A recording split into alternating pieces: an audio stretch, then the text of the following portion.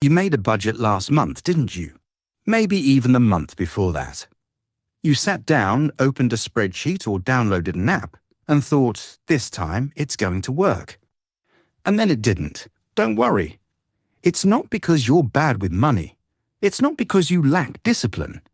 It's because nobody told you the actual reason budgets fail, and it has almost nothing to do with math. Meet Alex. Alex is 27. Works a decent job. Makes enough to get by, maybe even save a little. But every month, the same thing happens. It's the first of the month. Alex is motivated, opens a notes app, types out the categories rent, groceries, transport, subscriptions, fun money, adds up all the numbers, feels incredibly responsible. By the 10th, Alex has already quietly skipped 2 budget categories because they were too strict. By the 20th, the budget app hasn't been opened in a week.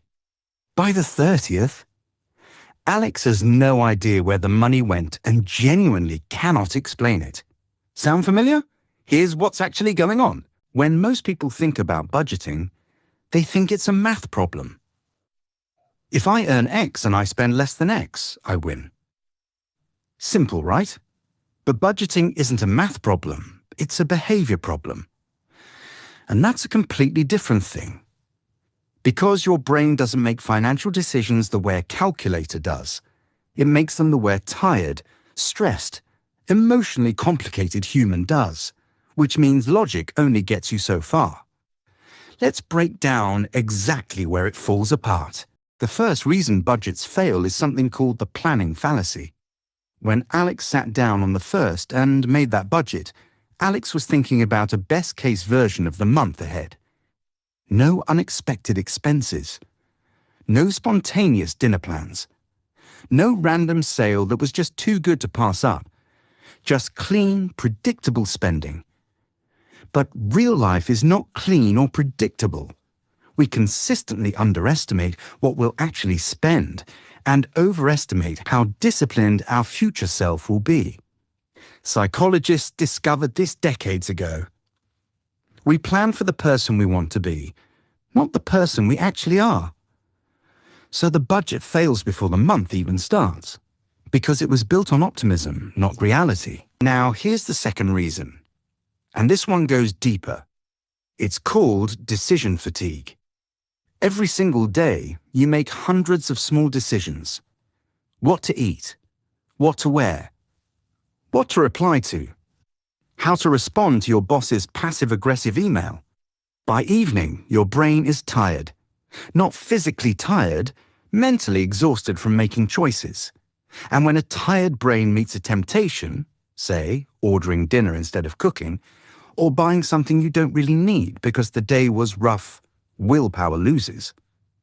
Almost every time. This is why most budget breakdowns happen in the evening, or on Fridays, or after a hard week. It's not weakness. It's biology. Your budget required you to make the right decision over and over, every single day, even when you were exhausted. That's an almost impossible standard to hold yourself to. But here's the third reason. And honestly, this one hit me when I first read about it. It's called the what the hell effect. Researchers studied people on diets. They found something strange. When a dieter slipped up and ate one cookie they weren't supposed to, they didn't stop there. They ate the whole box. The moment the rule was broken, something in the brain said, well, I already ruined it. Might as well go all in. The same thing happens with budgets. Alex overspends on groceries by $40. Small slip, totally recoverable. But in Alex's mind, the month is already ruined. The budget is already broken. So why bother being careful for the next 3 weeks?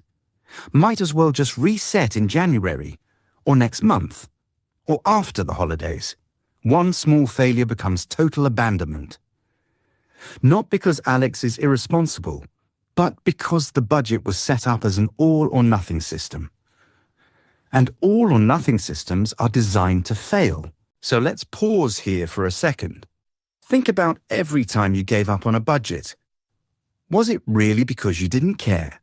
Or was it because the system itself made one imperfect day feel like total defeat? Because there's a huge difference between those two things. So what actually works? The answer isn't a stricter budget. It isn't more spreadsheet columns or a fancier app. The answer is designing a system that works with your brain, not against it. Here's what that looks like. First, budget for reality, not for your ideal self. That means adding a buffer into every category. Not because you're planning to overspend, but because life happens. An extra 20% across the board isn't being careless. It's being honest. Second, reduce the number of daily decisions you have to make. Automate what you can. Set up automatic transfers to savings on payday before you can spend it. Pay bills on auto. The less your tired evening brain has to decide, the better. Third, and this is the big one, change how you measure success right now. Most people measure budget success like this. Did I follow every rule perfectly all month? And if the answer is no, they've failed.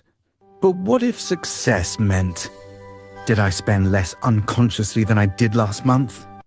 Did I catch one unnecessary expense I would have missed before? Did I save even $50 more than usual? Progress isn't perfection. Progress is awareness. Progress is slightly better decisions more often. A budget that you actually stick to imperfectly is infinitely more powerful than a perfect budget that you abandon by the 15th. Here's the real takeaway. You don't fail at budgeting because you're undisciplined or bad with money. You fail because nobody designed the budget around how humans actually behave. They designed it around how humans should behave in a perfect world. Alex is not the problem. The system is. And once you understand that, once you stop treating every slip-up like a personal failure and start treating it like useful information, the whole thing changes. You start building a relationship with your money instead of a battle against it. And that's the version that actually sticks. If this hit differently than the usual money advice you've heard, it's because it's not about numbers. It's about understanding yourself first. And honestly, that's where everything good with money begins.